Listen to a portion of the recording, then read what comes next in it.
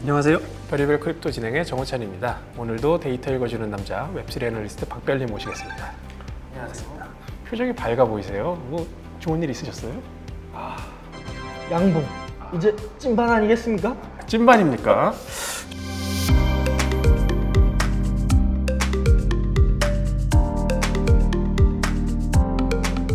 저희가 이제 방송 시작했을 때 63K였었는데 55K까지 바닥을 심연을 한번 보고 왔잖아요. 근데 이제 주말에 60K 넘기면서 더 가나 했더니 65K 이제 왔다 갔다 하고 있어요.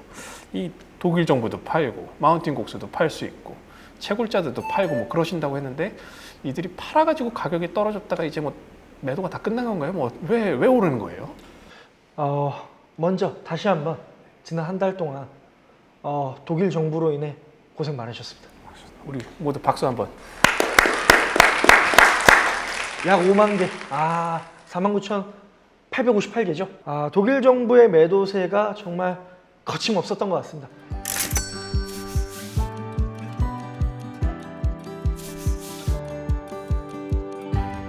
이렇게 사정없이 팔 줄은 누구도 예상 못했던 것 같습니다. 그렇죠. 좀 길게 팔 줄 알았는데. 아무래도 3분기 내내 팔지 않을까, OTC를 이용하지 않을까, 이 무식한 놈의 새끼들이 이게 정말 사정없이 팔았는데, 뭐 일단 결론부터 말씀을 드리면 정말 지난 6월 중순부터 이번 7월 중순까지 약 한 달 동안, 특히나 지금 마지막 지난 한 주 가장 강렬했는데 시장은 소화할 수 있었다라고 확인할 수 있고요. 차트 보시는 것처럼 다양한 거래소들을 통해서 사실 보내졌습니다.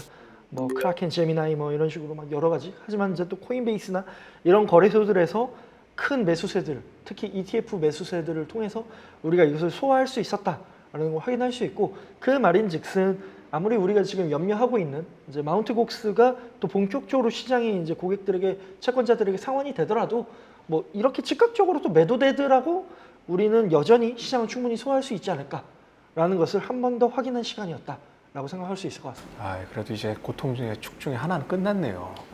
아직 그 혹시 채굴자들의 매도세는 이제 좀 끝났나요? 어떻게 됐나요? 일단 가격이 올랐으니까 채굴자들이 이제 덜 팔 것이라는 것은 명확합니다. 뭐 말씀하신 것처럼 채굴자, 사실 지난주에 크립토 컨트도 그렇지만 채굴자에 대한 인용이나 데이터 문의가 굉장히 많이 왔었습니다. 그래서 채굴자를 한번 살펴본다면 일단 채굴자들의 보유량부터 한번 보겠습니다. 사실 지금 2021년 이후로 1.8 밀리언, 가장 적은 또 수준에 근접해 있고요. 그리고 채굴자들이 이것을 그럼 보유량이 적은 게 매도했냐?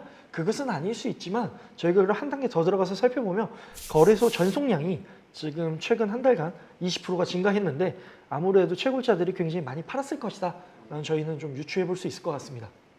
그 채굴자들이 여기서 거래소에 많이 보낸 것 같아요. 이 거래소에 보낸다는 게 장외 거래로 매수를 할 기간 수요가 좀 줄어들어서 개인들한테 덤핑을 한다는 걸로 좀 이해를 할 수 있을까요?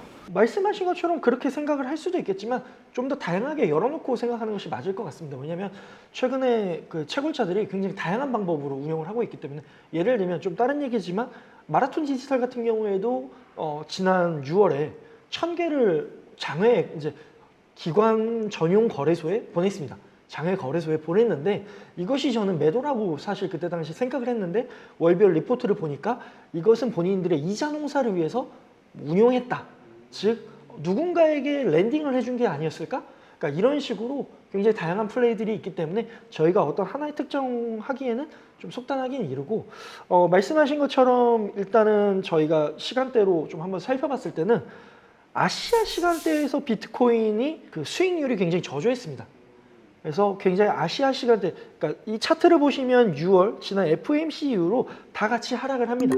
하지만 반등을 했을 때 반등을 못하고 더 하락을 지지부진하는 것이 노란색 선 아시아인데요. 이런 것들이 왜 그럴까라고 또 봤을 때 거래소들을 보더라도 우측에 이제 바이낸스, 녹색의 바이낸스가 계속 부진한 것들을 보면 역시나 아시아 쪽에서 뭔가 매도 주체, 아시아 쪽의 채굴자가 아닐까라고 저희는 조심스럽게 추측을 해볼 수 있는 거죠. 그래서 이런 것들을 저희가 그럼 진짜 자꾸 아시아 하는데 왜 그렇게 생각하는데? 라고 했을 때 저희가 이제 채굴자 해시레이트를 직접 뜯어봤습니다. 그런 해시레이트를 살펴보면 뭐 채굴자가 채굴기를 끄니 혹은 매도를 하는 청산이니 여러 가지 의견이 많지만 일단 채굴기를 끈 거는 확실합니다. 그랬을 때 지난 반감기 직전 반감기 때 이제 626 엑사해시 최고점을 찍었고요. 그리고 나서 지금 이제 반감기 이후로서 약 지금 8% 정도 576 엑사해시 정도 감소를 하면서 지금 굉장히 채굴기를 끄고 누군가 청산 뭐 이런 것들이 일어나고 있다는 건 자명합니다. 그럼 여기서 그칠 게 아니라 진짜 왜 아시아라고 생각하는데 한 번 더 파고 들어가 보면 해시레이트의 비중을 저희가 이제 살펴봤을 때 미국 쪽에 해당하는 파운드리 USA, 마라풀 여기 같은 경우에는 1% 이상 상회하는 상승을 보여줍니다. 그래서 미국은 굉장히 건재하다. 미국은 끄기보다 여전히 뭐 껐을 수도 있지만 그 비중을 더 상회하게 지금 차지하고 있다라고 볼 수 있고 반대로 중국 쪽 저기 엔트풀을 제외한 지금 다른 중국 채굴풀 같은 경우에는 굉장히 지금 1% 이상으로 감소하는 것을 역으로 볼 수 있는데 이런 걸 보면서 중국 쪽에서 지금 굉장히 좀 상태가 미국에 비해서 저조하다라는 걸 저희가 확인할 수 있습니다. 저 미국 지역의 채굴자들이 이렇게 해시레이트 점유율이 높아졌다는 건 그래도 미국 채굴자들이 아시아 기반 채굴자들보다 채굴 장비가 더 좋다든지 아니면 전력 효율이 더 나온다든지 뭔가 장점이 있어서 그런 걸 텐데 어떤 건지 좀 더 자세히 알 수 있을까요? 뭐 요새 이제 뭐 시장의 내러티브만 보더라도 거의 이제 준 대통령이 되어 가시는 트럼프 후보가 채굴 기업들에게 규제 완화를 얘기하고 이러면서 지금 업계 자체의 분위기도 좋지만 좀 더 이제 실질적으로 살펴보면 지난 시즌을 겪고 하락장을 겪으면서 굉장히 이제 옥석이 좀 가려지고 그 채산성이나 이런 생산성에 대해서 굉장히 많이 효율이 개선이 되었습니다. 즉 지금은 뭐 채굴기 하면 비트메인 우리 익숙한 우지한의 비트메인의 그 안트마이너 A6에 대한 채굴기가 거의 대세다라고 봐도 좋은데 지금 차트 보시는 것처럼 미국 채굴 기업의 채굴기들은 대다수 A6로 지금 최신 S19를 다 사용하고 있습니다. 그래서 이미 지금 효율성들이 굉장히 많이 개선되었고 또 나아가선 지금 S21이라든지 신모델에 대해서 굉장히 고민하고 있는 이러한 지금 상황에서 뭐 쿠비베러 이보다 지금 좋을 수 있겠는가? 라는 상황을 좀 볼 수 있을 것 같고요. 그럼 그것이 지금 어떻게 보여지는가라고 했을 때 반감기를 겪었으면 50% 생산량이 하락이 되어야 될 텐데 지금 40% 정도로 오히려 반감기에 상회하는 선방하는 그런 결과를 볼 수 있고 또 그러고 나서도 어떤가라고 했을 때는 지금 4.6% 전체 채굴 기업의 4.6% 정도로 나름 미국 채굴 기업들이 선방하고 있다라는 것을 한번 살펴볼 수 있습니다. 혹시 이런 게 주가에도 좀 반영이 됐나요? 중요한 질문이실 수 있을 것 같은데 뭐 꼭 호차님 말고도 지금 글로벌하게도 반감기 이후에 채굴 주식의 퍼포먼스 어떤가 다양한 곳에서 지금 이런 것들을 모니터링하고 있는데요. 보시는 것처럼 지금 코어 사이언티픽 같은 경우에는 163%가 올랐습니다. 반감기 이후로만 사실 이렇게 오른 건데요. 지금 채굴 기업들이 이런 것처럼 굉장히 생산에 있어서 선방하고 있고 나아가서 이제 오히려 적극적으로 해시레이트 비중을 2배로 늘리겠다라든지 아니면 신규 새로운 국가에 확장을 하겠다 아니면 M&A를 하겠다 아니면 좀 다르게 AI 쪽에 이런 데이터 센터 쪽으로 한번 피봇을 좀 알아본다든지 해서 다양한 채굴 기업들이 지금 산업에서 건강하게 지금 버티면서 다양한 지금 상승세를 보일 수 있고 뭐 사실은 채굴 기업 하면 마라톤 디지털이 아니냐라고 했을 때 여기 보시면 지금 약간 부진한 마이너스 8%이라고 지금 보여지는데 사실 어제 마라톤 디지털이 20% 상승하면서 채굴 기업들이 굉장히 지금 퍼포먼스가 좋다라고 볼 수 있을 것 같습니다. 저 비트코인 가격이 빠졌을 때도 채굴주들이 이렇게 버텨줬다면 단기적으로 비트코인이 몸빵을 하고 채굴주는 좀 중장기적으로 이 북미 시장이 비트코인 자산에 대한 긍정적인 신호다 이렇게 좀 이해할 수 있을까요? 조금 더 저는 이제 보수적으로 말씀을 드리고 싶은데 채굴 기업은 비트코인의 베타라고 좀 보시는 게 맞을 것 같고요. 좀 쉽게 얘기하면 그냥 비트 대신 비트 관련된 알트를 산다라고 보시는 게 좀 더 적절합니다. 그래서 비트코인이 하락하면 채굴 기업도 굉장히 크게 휘청거리고요. 그리고 마라톤 디지털만 보더라도 횡보를 굉장히 오래 했습니다. 그렇기 때문에 이러한 부분 감안해서 투자나 혹은 뭐 이 기업에 대해서 살펴보시는 것이 좀 좋지 않을까라고 조심스러워 말씀드릴 것 같습니다. 그럼 감사합니다. 자, 그러면 사실은 뭐 제가 사실 오늘 드리고 싶은 말씀은 이제 앞으로 어떤 것들을 저희가 좀 중요하게 봐야 될까인데요. 가격과 관련해서 일단 가장 중요한 것들은 지금의 시장을 하드캐리하는 것은 ETF다라고 다시 한번 말씀드릴 수 있습니다. ETF가 지금 시장에 미치는 영향은 어떠냐라고 하면 전체 CEX 포함한 전체 거래량의 10%에서 15%를 차지하는데 사실은 뭐 기관을 포함한 다양한 개개인의 주체들이 ETF라고 하는 이제 하나의 응축된 하나의 주체로서 사실 시장에 미치는 효과가 크다고 생각합니다. 그랬을 때 최근에 어쨌거나 지금 6일, 지금 오늘 방송 시점에서는 7일 연속 순유입일 것이고 그랬을 때 지금 ETF의 그런 평단이 어떻게 됐을까? 그러니까 굉장히 저에게 심리적으로 중요했을 텐데 왜냐하면 ETF 역시도 기관뿐만 아니라 개인들 역시도 ETF를 사기 때문에 이들의 평단이 굉장히 중요할 것이다. 그랬을 때 지금 58.2K 정도 뭐 조금 더 올라갔을 수 있겠지만 이 정도 가격이 지금은 탈환을 할까를 굉장히 고민했지만 이제는 이게 단단히 지켜준다면 이것이 하방을 막아주는 것으로 저희가 좀 생각해 볼 수 있지 않을까라고 생각할 수 있을 것 같습니다. 방금 계속 반복하면서 얘기했던 게 개인들이 모여서 이 고래가 된다는 그런 얘기를 하시면서 ETF를 언급했는데 ETF는 기관 아닌가요? 네, 뭐 저희도 이제는 정말 뭐 블랙락의 시대, 기관들이 들어온다. 라고 굉장히 기대를 많이 했는데 사실 최근에 이제 코인베이스에서 진행한 한 컨퍼런스에서 블랙락 CIO가 얘기하기로는 본인들의 ETF도 약 80%는 온라인 중개 계좌를 이제 스스로 할당한 자기 주도적 투자자, 즉 로빈후드나 이런 것들을 통해서 산 개인 투자자들일 것이다 라고 보는 것이 맞습니다.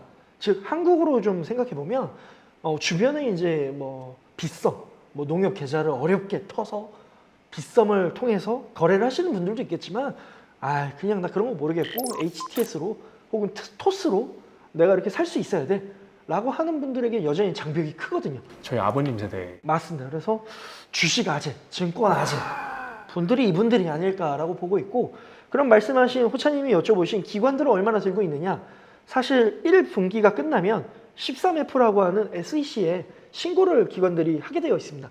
45일 이내에 신고를 하는데 1분기 살펴봤을 때 ETF를 산 사람들을 다 추려보니까 기관들을 보니까 약 10% 갖고 있더라. 그리고 기관들이 그럼 자기의 포트폴리오에서 얼마나 갖고 있을까 했을 때는 1%에 좀 못 미치는 0.6% 정도 갖고 있다.